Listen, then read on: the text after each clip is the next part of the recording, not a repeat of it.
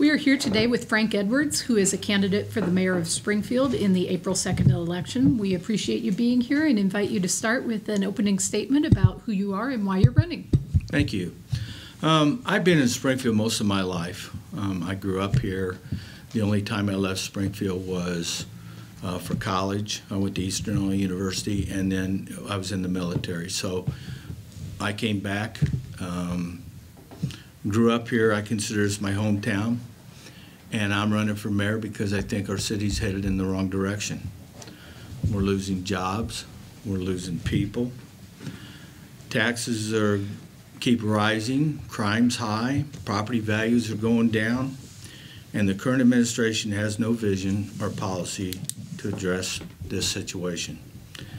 In fact, on WMAY not too long ago, Jim Langfelder made the statement that there's nothing the mayor can do about people leaving our town.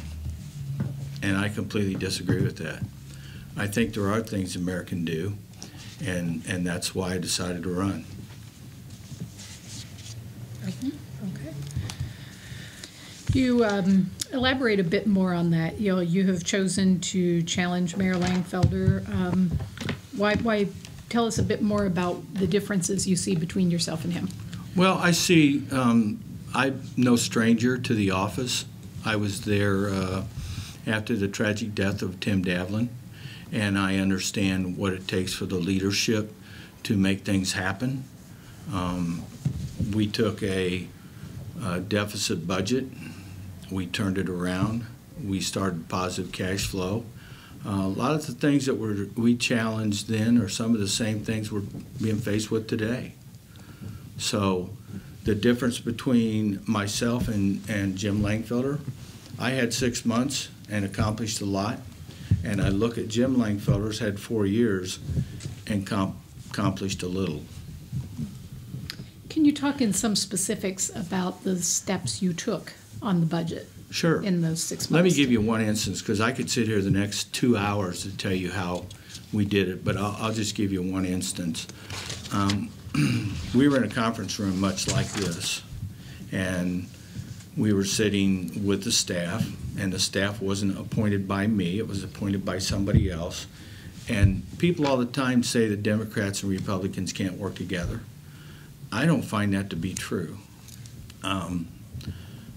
Bernie knows I kept the staff feet to the fire pretty well, and they were the last person that they wanted to see come in that boardroom was me.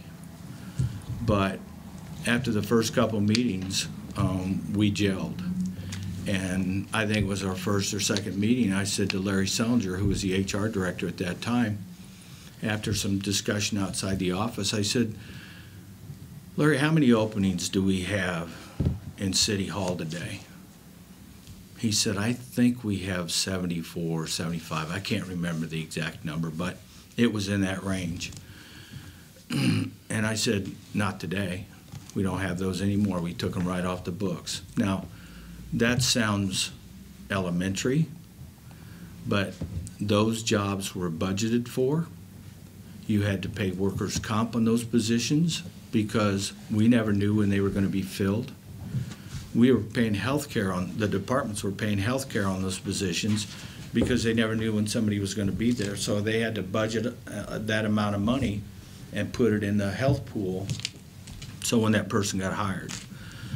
When we did that and took them completely off the book, there was a savings somewhere between $4.4 and $4.8 million. I don't know, I can't remember the exact amount. And we were looking at somewhere between $8 and $10 million in the deficit side. So just that one thing we did took a big chunk right out of our deficit budget. And if you look at the hiring today, and I think we just looked at it, it's still lower than when I was mayor the last time. So that's just one example of one thing we did to help lower the budget. And when we were done, we'd raise no taxes or no fees or anything like that to help offset any of that. You have been fire chief, yes, alderman, mayor for the 6 months, and you've run for city treasurer. What is it about City Hall that keeps calling your name. I just love this town, and the more I learn about government, the more I like it. It's just, I sat there as an employee for a long time, and I used to watch things, and I used to think we can do better than what we're doing. And we do some stuff, and I go, just use common sense. Just if we would just use common sense to figure some of this stuff out, we would be a lot better off. And so I kind of took that advocate position to watch, oversee, learn, get involved. And the more I learned, the more I wanted to get involved. Can you give us an example of using common sense when you were fire chief to address an issue? Sure. I'm trying to think, because there's so many instances where you say, why didn't we do that before? Let's take today. One of the things that the fire department's real proud of is their animal rescue. Okay. We started that way back when, but we didn't call it a specific thing. It was just animal rescue. It's like they're living things. We need to work to try and save everything in that building that's living to the best of our abilities. Now, that's just common sense. And today, they've taken it to a new step where they're buying equipment specifically for that. You mean like the oxygen masks? Mm-hmm. Okay. And before that, if we found an animal, we would take it outside and we'd disconnect our Scott mask. We'd put it on high pressure, and we'd force their nose into an opening about that big around and force oxygen into their lungs. Now, through those developments, they've got the equipment that works a lot better for animal rescue. That sounds elementary, but back then it was like, why aren't we doing these things? Okay. For this time around for mayor, you are receiving support from some unions in the area. The County Republican Party has also endorsed you, though this is a nonpartisan office. So how can voters be sure you will remain independent and look out for the entire city and not be beholden to either, say, the county GOP or the unions? Well, I think if you, and I take it that's a political question, how will I work well with the other parties?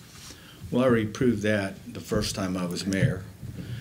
This time, if you were to drive by my house, you would see a Descenso sign in the yard.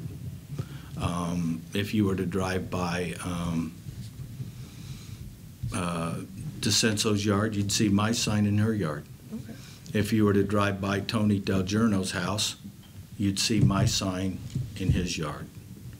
So there's a reach across the aisle of people that knew me when I was mayor before.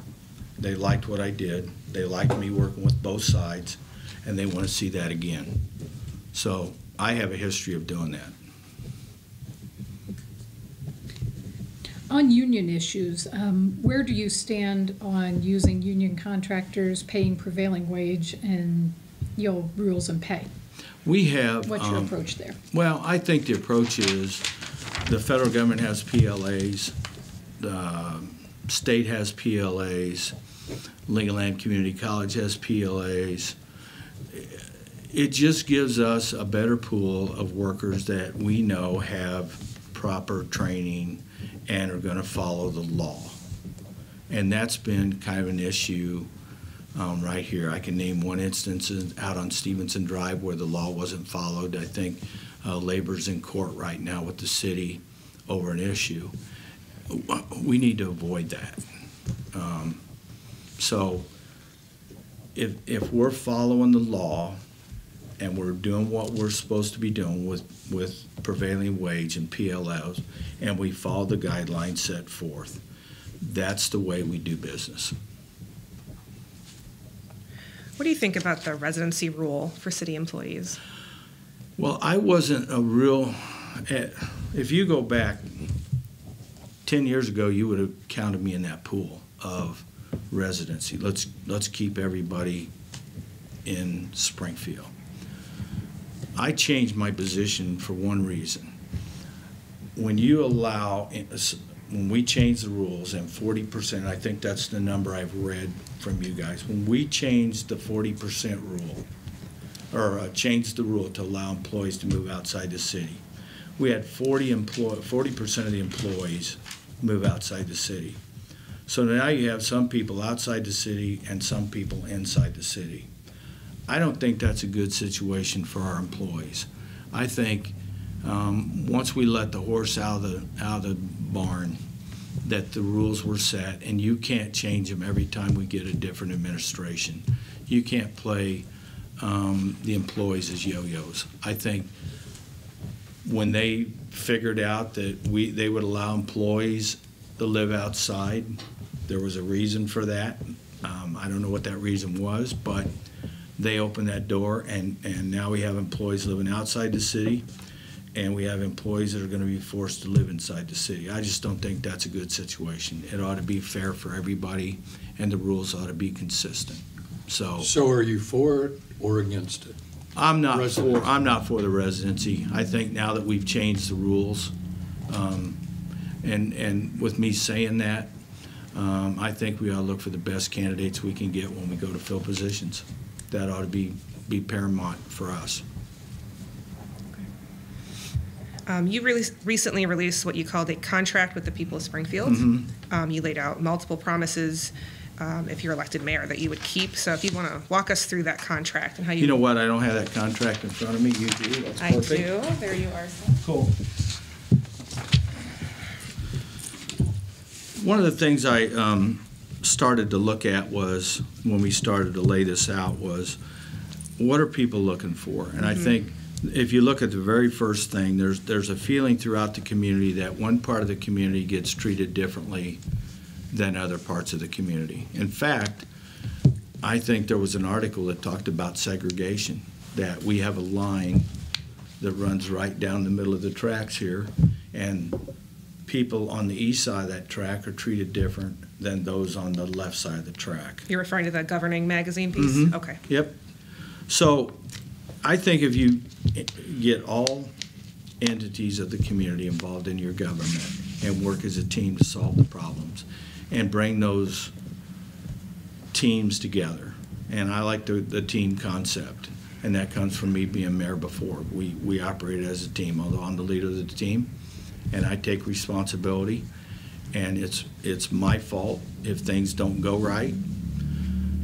But if you bring in people if you have open door policy and bring in people where they feel like they're being listened to and they get to help you solve the problems, then I think we're a lot better off than we are today.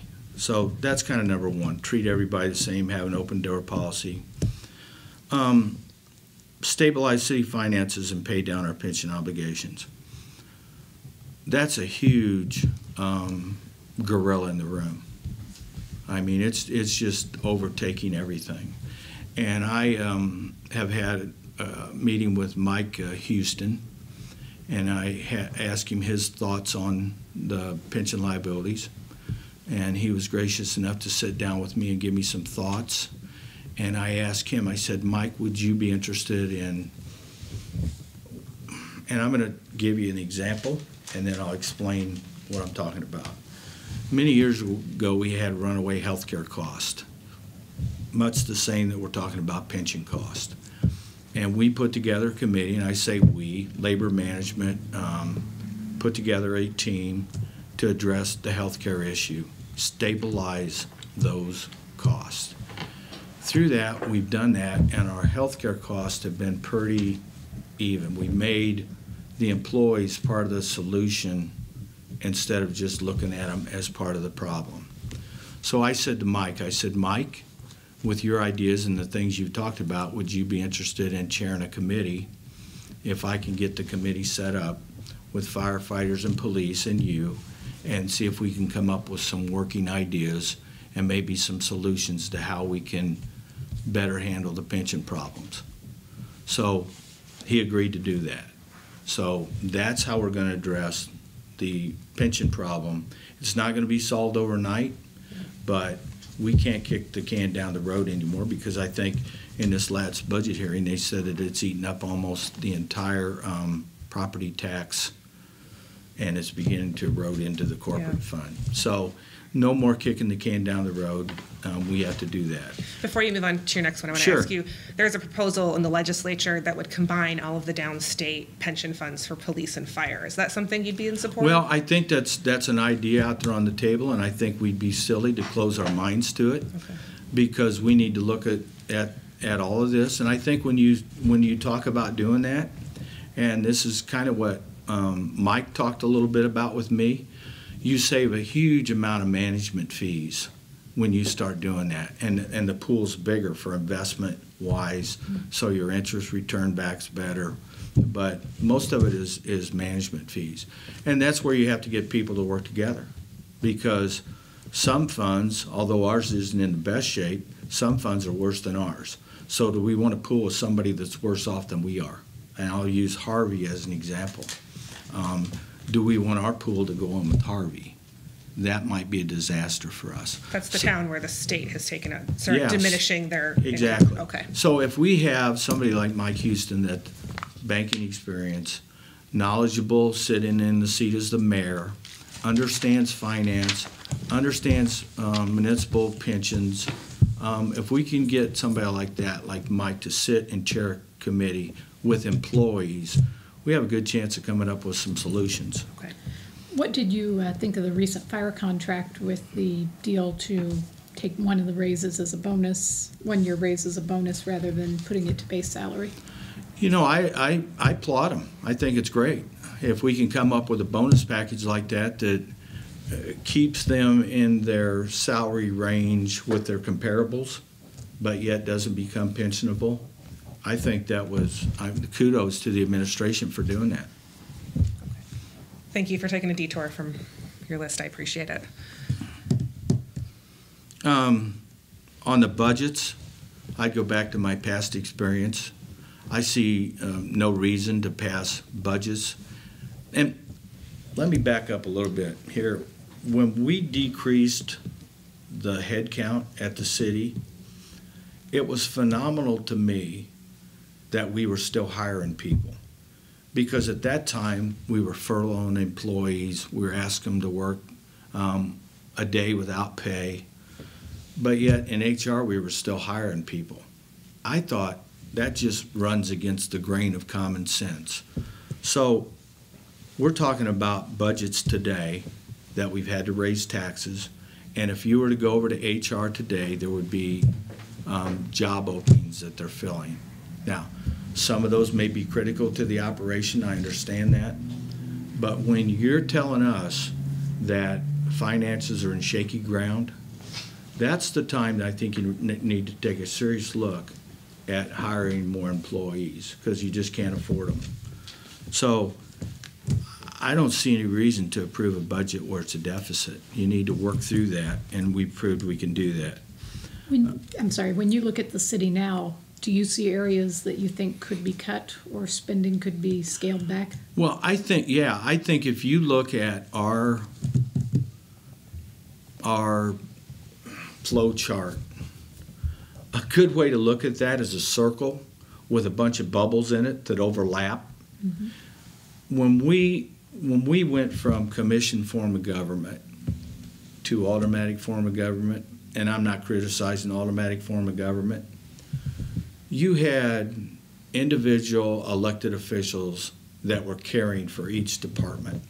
And they were making sure that they were held responsible because they were going to have to come up for re-election. When we vacated those leadership positions, and the aldermen are not leaders, they're legislature. It's different.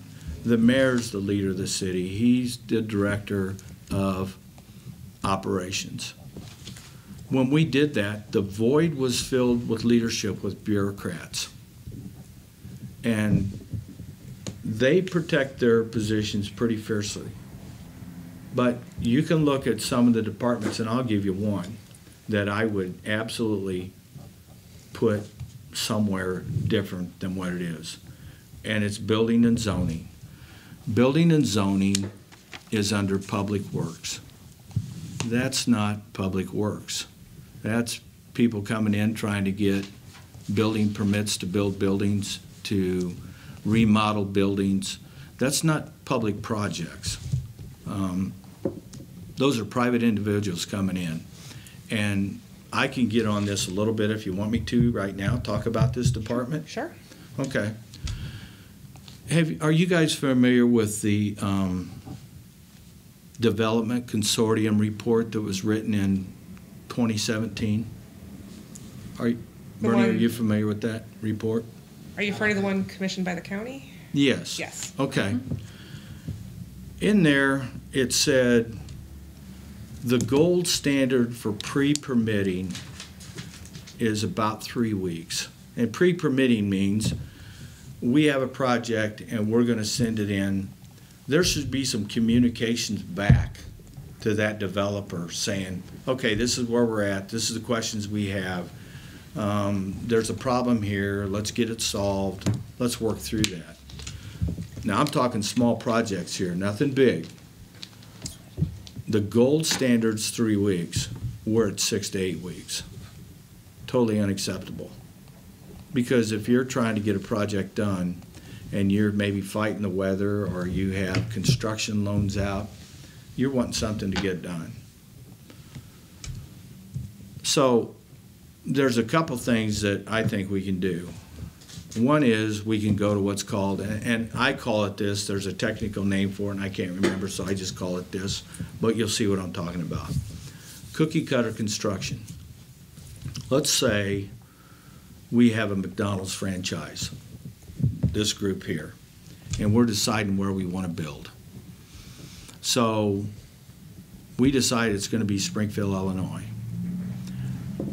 Illinois uses what's called the 1500 codes and FPA standard books for safety, life safety codes and stuff. If we've built a McDonald's somewhere in Illinois, we've met those standards and we've met those codes and we have an architectural stamp in place. Okay? So we walk into the city and the city says, you're going to build a McDonald's. And most McDonald's are the same.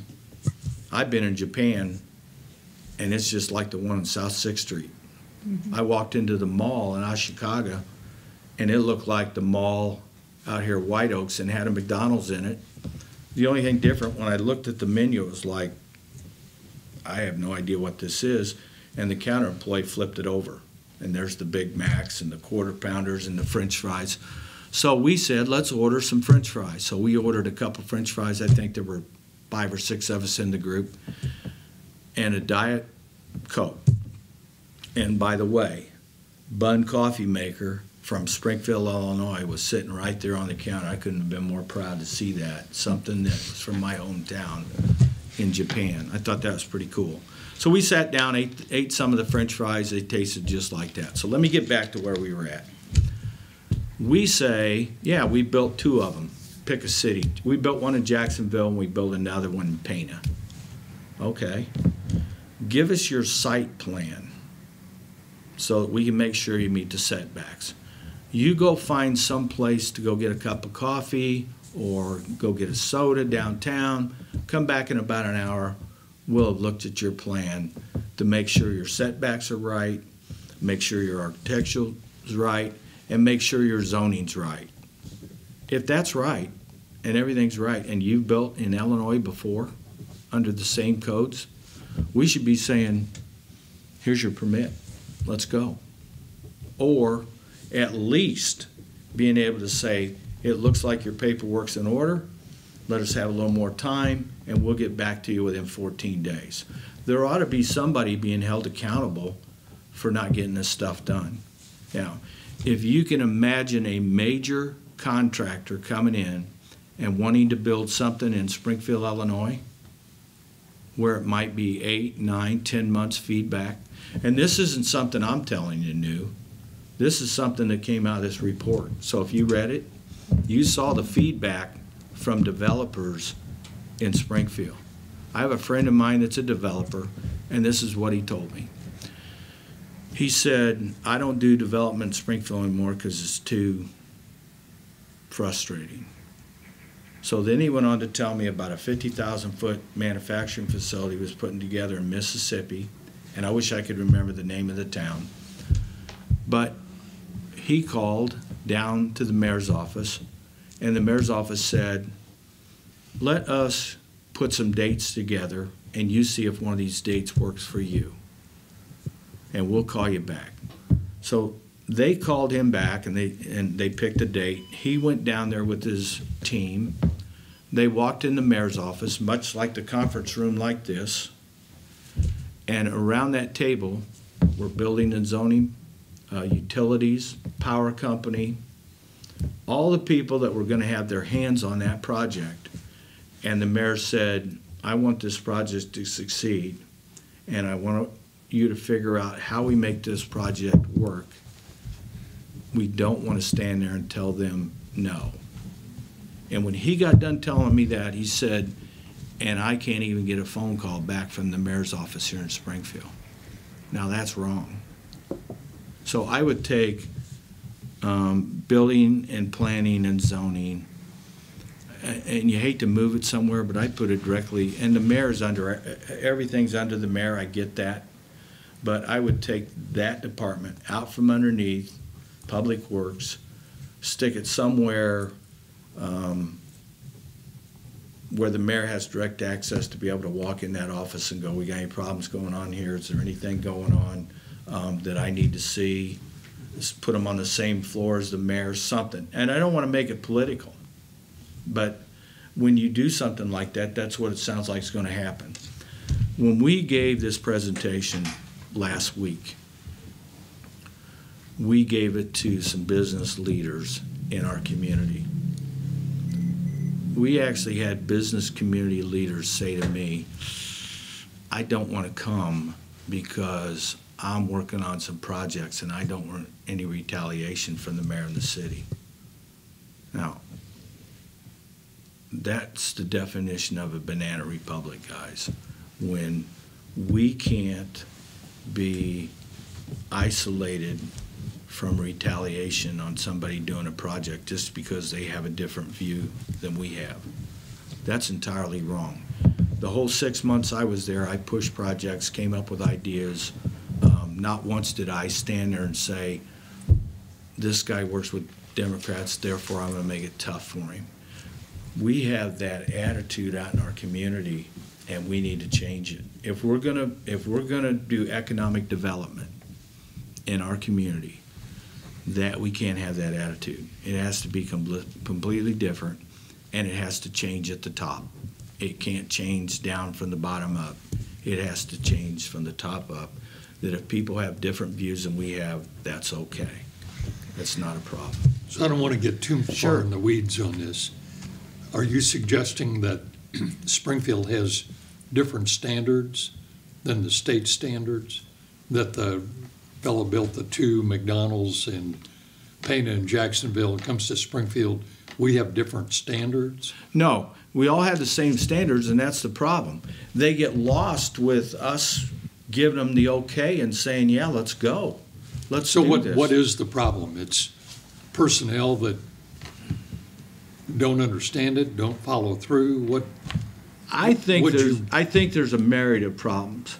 I think, number one, we've been doing this so long that it's just okay to put somebody's packet over here, and when we get to it, we get to it.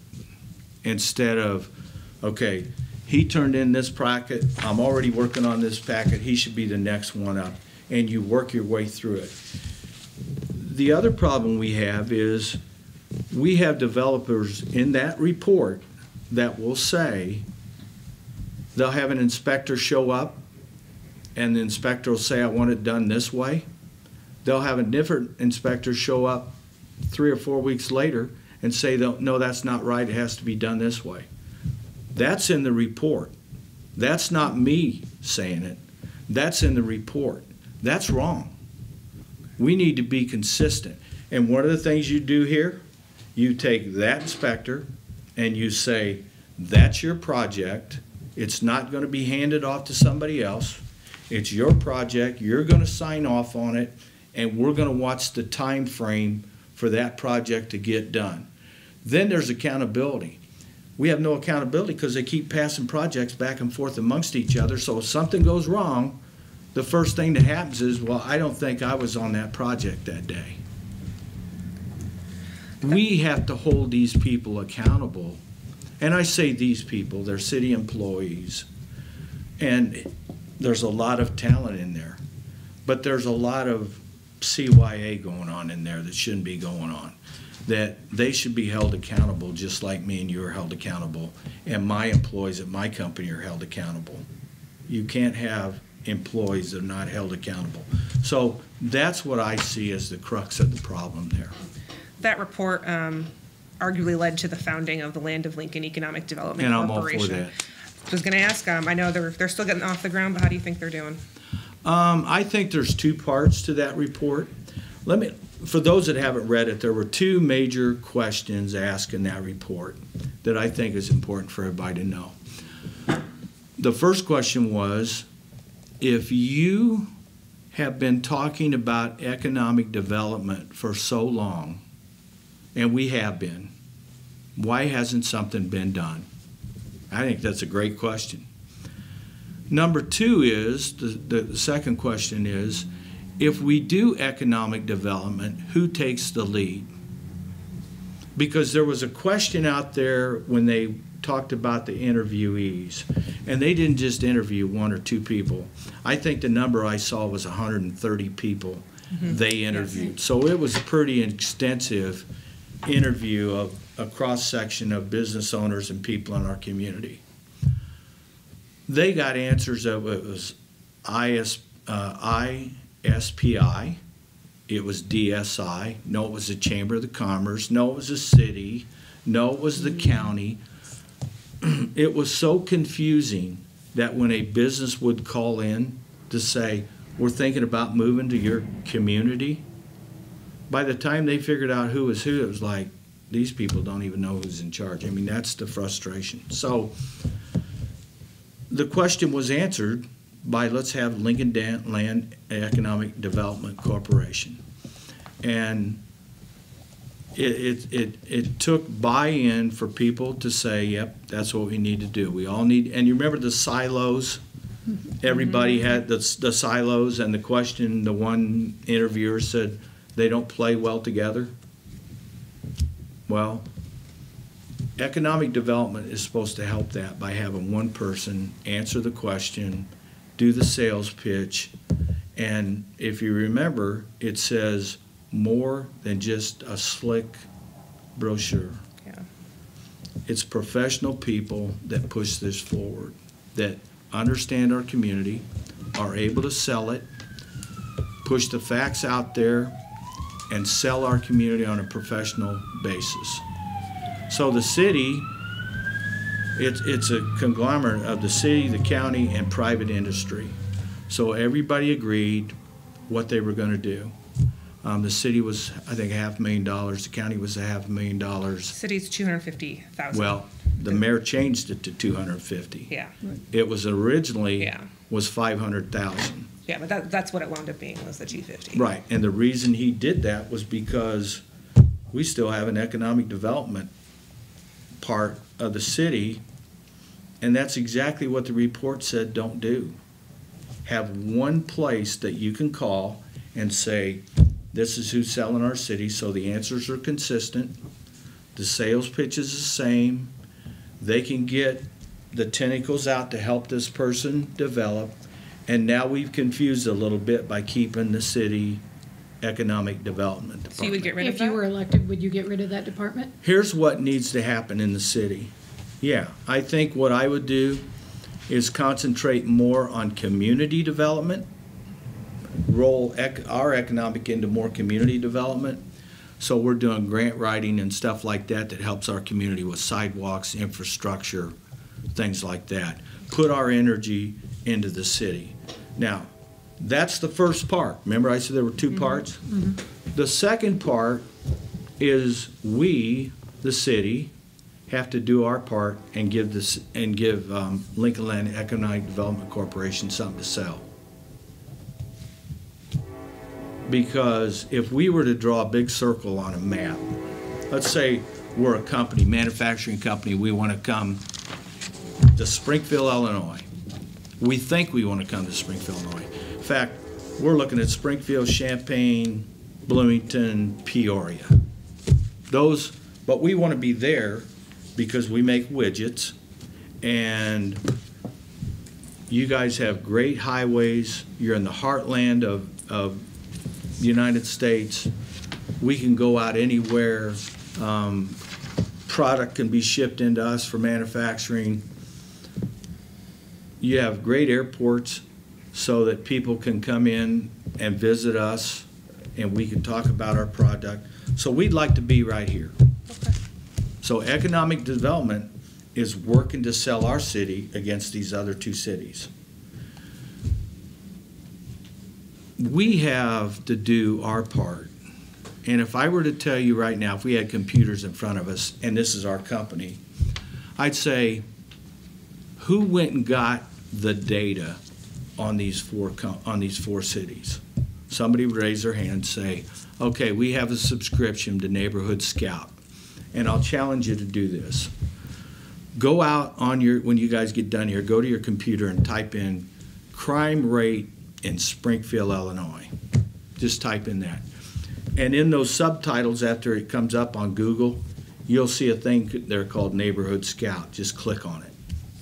And it's a subscription service that's provided to lenders, investors, headhunters, realtors. You have to have a subscription service. But they'll let you have a little bit of the data when you type it up. So if you do that, you're going to see the crime index in Springfield, Illinois is 4. Well, that doesn't mean anything to you, does it? Because I haven't told you what the scale is. And the other day I looked at it. Now I started this kind of research looking at this kind of stuff at the beginning of January. Well, right after Christmas I was fooling around with the computer. We were a 4 when I started. Now we're a 3. That just happened yesterday that we're a 3 in crime. 100 is the safest. Chatham, Illinois is 82. Bloomington Normal's 28. Now remember who we're competing against. That's just one issue that's out there in the data format. So the question is, first question is, do we want to subject our employees to that environment? I wouldn't think so. And let me make it a little more dramatic. By police reports, we have somebody shot at in Springfield every 5.44 days. Not shot, shot at. You said every 5.4? 4 days.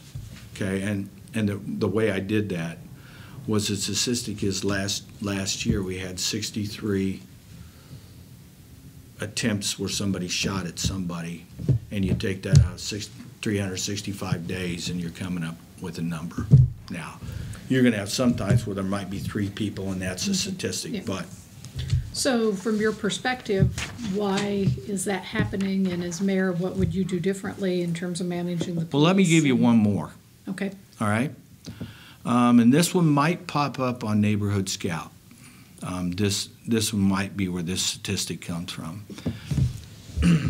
We had 96 rapes in Springfield last year. Think about that. That's incredible.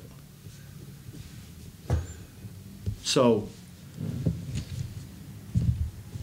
as a manufacturing company, are we wanting to subject our employees to that environment? And there's more. And I'll get back to your question about what would I do, okay? Well, why don't I just answer that first, and then we'll move to some more statistics about what we're going to do with our company. Utility rates, okay?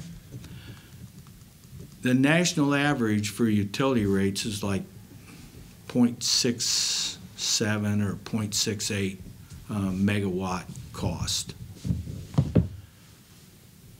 Springfield, and that's a little over 6 cents. That's for industrial commercial. We're not talking homes here. We're talking industrial commercial.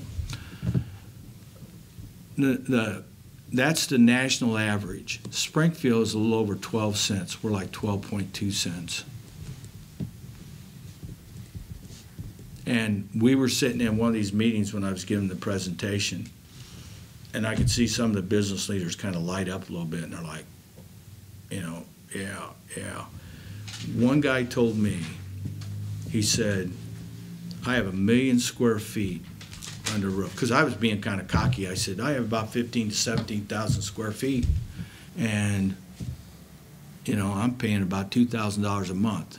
He said, I have 1 million square feet under roof. If I moved my facility to Jacksonville, Illinois, I'd save $3 million. So the guy sitting right next to him said, if I moved my facility 5 miles,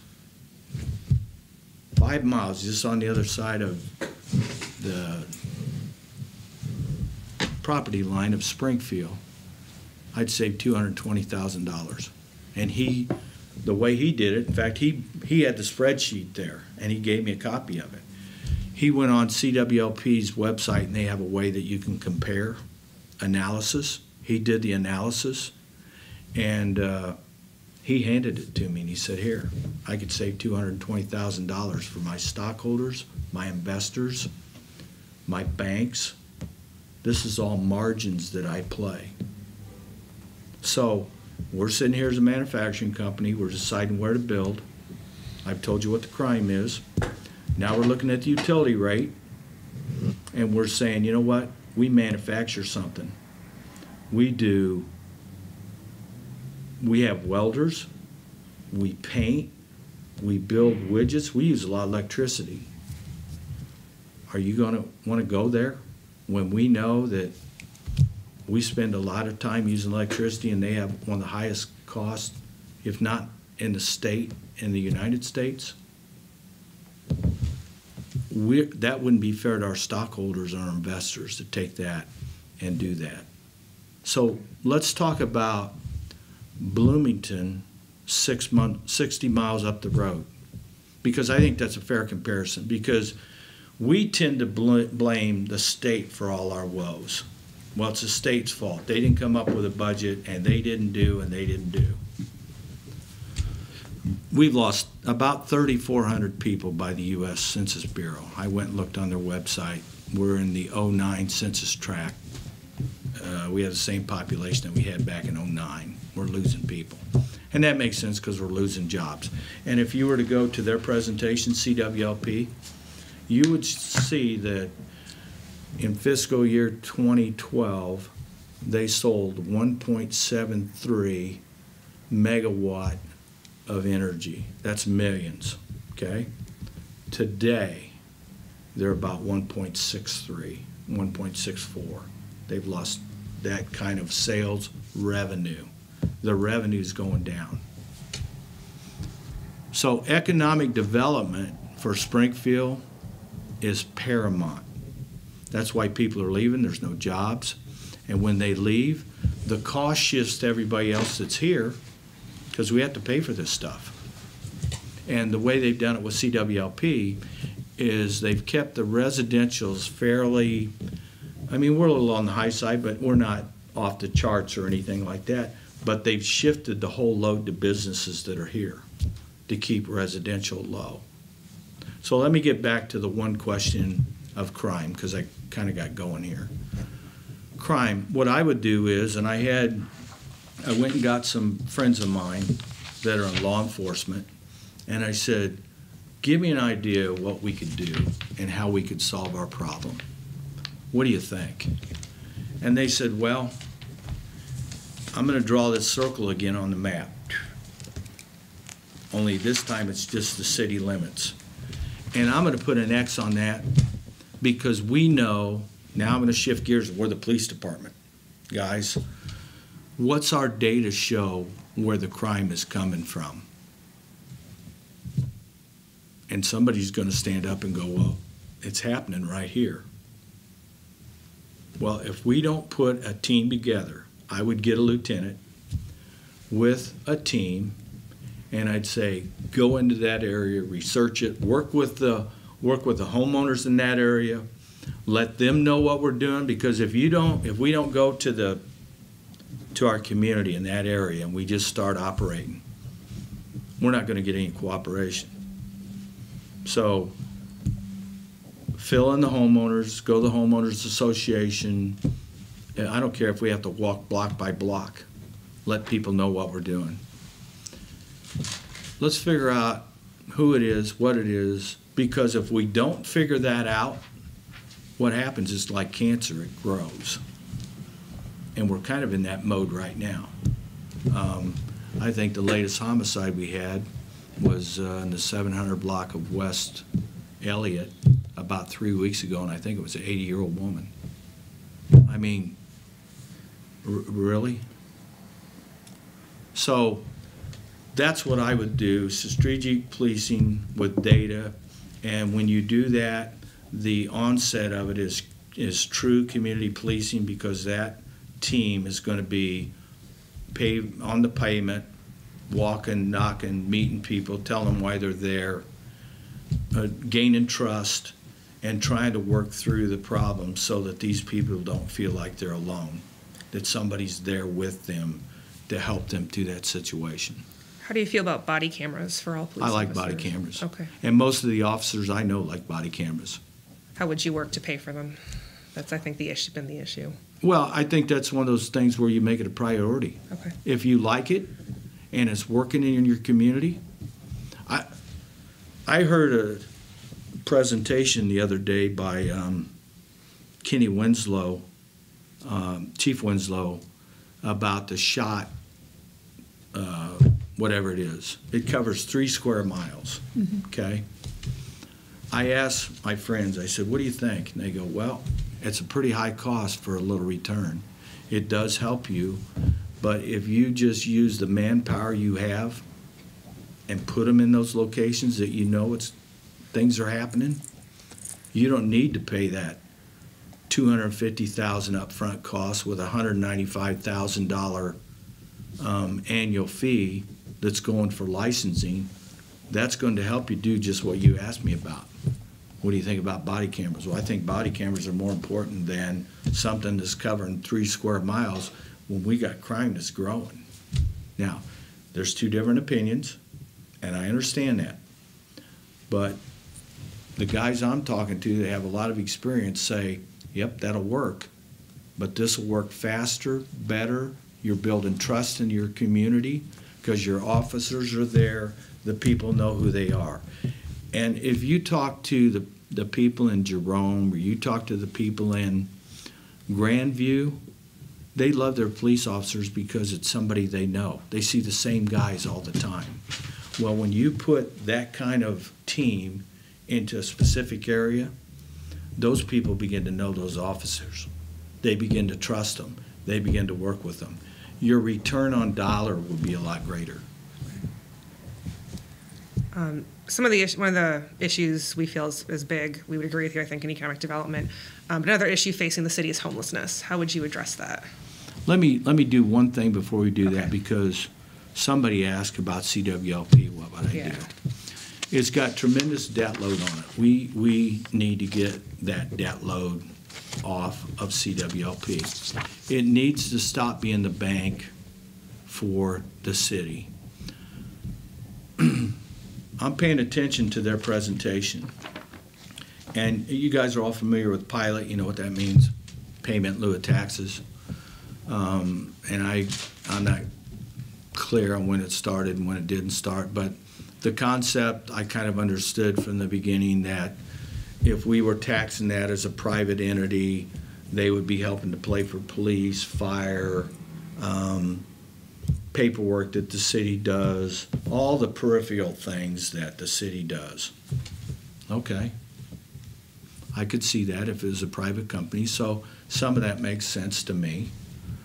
Well, there's a new line in the budget in CWLP, and it's right under pilot.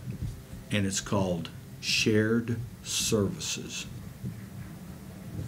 Well, I thought shared services was pilot. It's a new line inserted last year in the budget. I saw it again this year in the budget. And if you combine the water department and the electric department, it's roughly $1.4 million that this administration's taken away from city water, light, and power and putting it in the corporate fund. Now, since Jim's been the mayor, the pilot averaged around 4.8 million, I'm sorry, not 4.8, around $7.2 million. This year it was over $9 million. So it's growing. At the same time, their revenue's decreasing. So between the shared service line and the pilot, they're close to $12 million in takeaway from CWLP, which is roughly $1 million a month. Now, if we keep doing that and don't put the brakes on it and say we can't no longer continue to do this, then we're not going to be able to recruit businesses to come in here because they're not going to be able to afford electricity. And we can talk about should they be in solar, should they be in this, should they be in that. I'm all for diversification of our power, but we have to put CWLP on a stable financial footing first before we can talk about doing anything else. And I think renewables are fabulous, and we need to make that part of our portfolio, but we need to get our utility on a stable footing. If you read, and this is flat amazing to me, the Sierra Club and the Chamber of Commerce on the same page, it's like, really? If you're watching these two, they're like this all the time. They both did independent studies. They both arrived at the same conclusion that something's awry, something's not right. CWLP is generating, and I think it's on page 27 of the report, says that we're generating per megawatt cost around $79 and some odd change per megawatt. At the same time, we can buy power off the grid for $33 per megawatt. We're forcing our ratepayers to pay the extra bill, foot the bill on that they ought not pay. So one of the things that we have to do is talk about lowering our cost. I think you have to do a combination. We need to buy some power off the grid at the same time we're producing power so we can figure this out. But we need to do it immediately so it helps lower our costs to our industrial and our commercial manufacturers and our commercial businesses in this town. We need them to stay here. We don't want them to go anywhere. And if we can prove to them that we're beginning to do the right things with CWLP, and it has to be a combination. Then when we do that, we figure out we're generating more power than native load needs. So what do? Do we take the time to switch some people over, switch some of our generators over to natural gas? Do we say maybe we eliminate the old ones to take some of the debt load off, sell some of that equipment off as excess? Because it's still worth a lot of money. Those units are still worth in the neighborhood of probably $35 to $40 million. Could we, and it's a decision we have to talk about, because once we decide to shut those down, now if we say we're shutting them down, we can't ever turn them back on because now they fall under different rules. Now they're operating, they're meeting the Clean Air Act of 1990. We shut them down, and we say we're not going to operate them again. And then in a year and a half, we say, oh, we need more power. We can't turn them back on because they'll meet a new set of rules because they've been dormant. So it's a serious decision that you have to talk about. I think it's time we look at that and say we need to take the debt off CWLP. How do we do that? This is a way we can do it immediately. Buy some power, and this is the other thing they were doing that just really blew my mind. When we had the wind generation power, we were buying that power for, I think it was $34 when we started, and it ended up, it was like a 7 or 8 year contract. We were buying it at 52. We did it over a contract. We were actually putting that power back out on the grid and selling it for less than we were making it, at a huge loss. Okay. I think when the bill finally came in, it was $135 million that wind generation cost us over a period of time. We do So have those are the kind of decisions that can't be made, shouldn't be made, and if we run it like we should be running it, instead of us just using it as the candy store and an afterthought, we'll be able to lower our power cost. And when we do lower our crime, lower our power cost, we'll be able to start looking at us and saying, yeah, we can bring businesses back in here. Now, the Economic Development Corporation has something to sell. Right now, it's a tough sell out there, and I get it. And we could say, well, Bloomington, you know, one of their biggest employers up there, State Farm, and they laid off some people last year. Bloomington Normal still gained 4,000 jobs. They're in Illinois. And they got a manufacturing company to take over their old manufacturing facility that was shut down, and they're going to make electric trucks for Amazon. So we can do this if you have the will to do it and the change to do it. We can do it, but we can't do it if we don't do anything. We still have a lot of topics to try to cover in our time. Yeah. One big topic of discussion, the Y block. Mm-hmm. What should go on it, and also more broadly, what's your idea about improving our downtown? Well, there's two things I think we should talk about. One is abandoning buildings downtown. Not abandoned, because they have something on the first floor, but if you look above the first floor, most of them have nothing above them. You cannot apply the same building rules to downtown that you apply to something out west. That's utterly ridiculous. We've all been involved in remodeling projects, and sometimes when you're all done, you go, it would have been cheaper to build it new than it was to do this. Mm-hmm. So my thought is we do something similar to what St. Louis is doing. They took their historic district, which is what we have downtown, and they applied different rules to it for remodel. Now, I didn't say it would be less safe. I said it was different rules. For example, the first thing that we tend to do when we come downtown is tear the old fire escapes off. Well, when you do that, that was an egress system. Now you got to do something on the interior to replace that. So maybe what we need to do is modernize the exterior with the fire escapes, leave those kinds of things on, early warning systems. My point being is, if we think about how we can adapt these buildings, rather than just saying, here's the rules, they apply to you just like they apply out west to a new building, we're going to be spinning our wheels forever. Okay. So first off, let's propose and figure out how the building codes downtown could be changed different to make those buildings attractive and get people to move downtown. Now, you asked me about the Y block. We're not going to get anything to come in down there because of our discussion earlier. I support Andy Menard 100% in his venture. In fact, I sent him a note and I said, thanks, Andy, I appreciate it.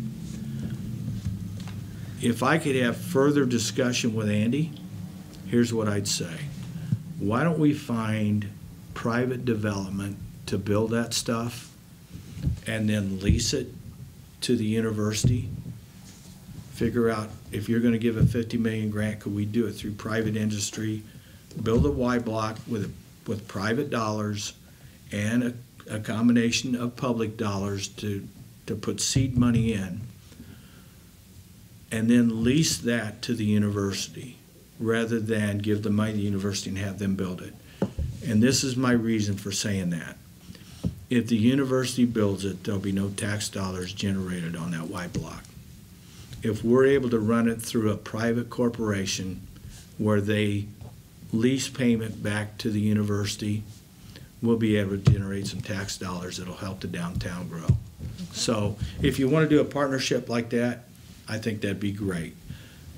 If we can't do that, then I'm going to turn to economic development and say, look, we're doing our part. We're lowering our utility rates. We get our crime down. You know, people aren't moving. Let's see what we can sell this to and move. And I'm like everybody else. I would love to have an IMAX downtown, some kind of theater, surrounded by restaurants and stuff like that. It's a really unique piece of property. Mm-hmm. So you just don't want it to be anything. I think, and that kind of narrows the field of what we can put there. You bring up Senator Menard.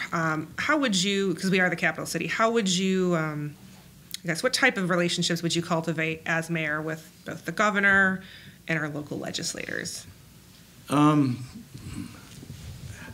Jim's relationship or what my relationship? What would you do? How would Okay. you cultivate, if you were mayor, with the governor? I've really got a good relationship now. With Governor Pritzker?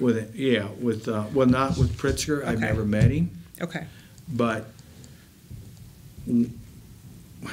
when I was in the mayor's slot the first time, the first call I got was from John Cullerton, Senate President. I thought that's pretty cool. He said, come over, I want to introduce you to some of the staff members, and I wanted to introduce you to the Senate. And I went over there, and I met John. One of the first people I met going in the office was Andy Menard at that time, because he was Chief of Staff. his chief of staff. So we kind of hit it off.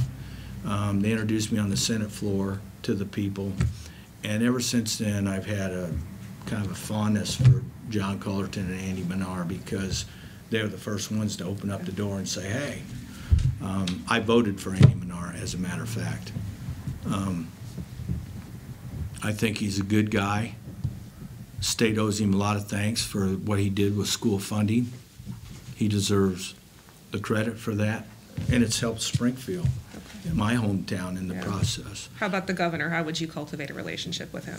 Same way. Okay. Yeah, I would have no fear of calling him up and saying, hey, can we meet for a few seconds? And I did that with Pat Quinn.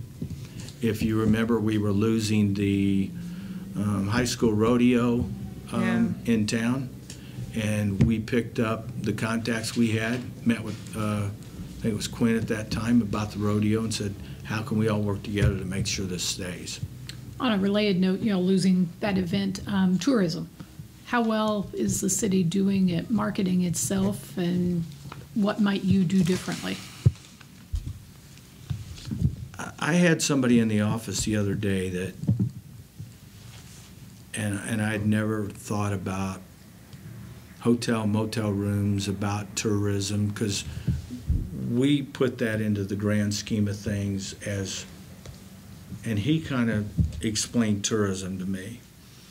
He said it's kind of really a small part of what we do, but your business traveler, your business conventions are where we need to cultivate, because they will generate the help with your tourism.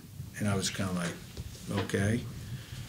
If you can get business conventions to come in here, they will go back to their community and help sell your community. For example, Lincoln Home area, New Salem, we have all those things. I'm in a minority business yesterday. New business opened up down here on 8th and Cook. And it was like, well, that's kind of cool. So I pulled in and started talking to him.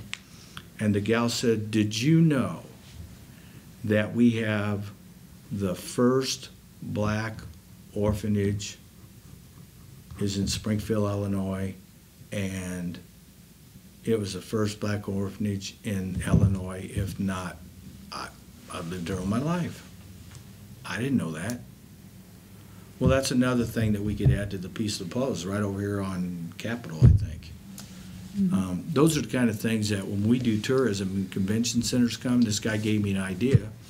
He said, when a convention comes in, one of the first things our people should do is give a package away that says, you get the grand tour, you get a meal, you get to go backstage and see who's really pulling the strings, you get to go behind the scenes at the Prairie Cap. Every convention, somebody should win that prize.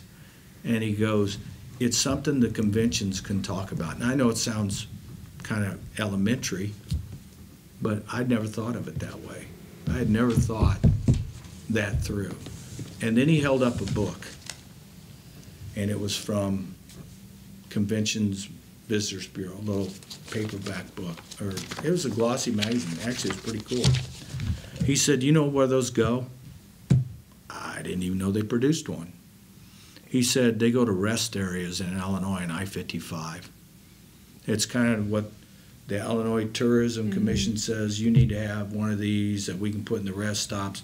So they go around to every city and they say, you need to produce this. He goes, most people that stop at rest stops go to the bathroom. They don't pick one of these up. He said, what a waste of money. We could do so many other things than have that magazine. And he said, those are the kind of things we need to be looking at.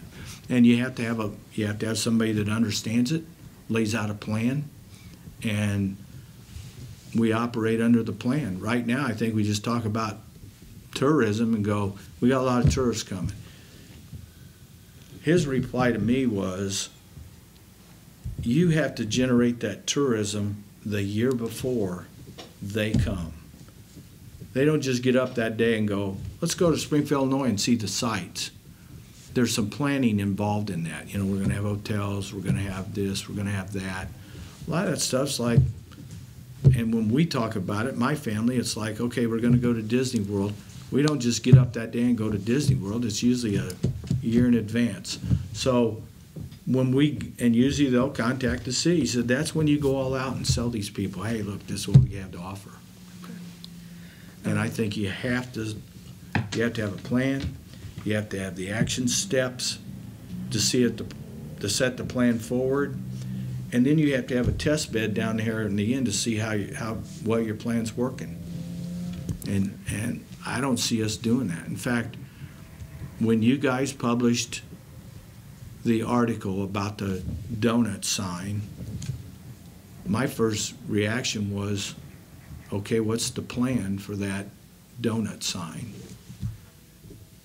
I've never yet today, and you guys asked the same question I asked, what's the plan for the donut sign? And I think there was a little gibberish about, well, we're going to put some signs up on 9th Street, and we're going to make that an attraction. You drive down, you see all these signs. What's the plan? What's the action steps to the plan? What's our test results to make sure that what we laid out there is working? So I don't see that.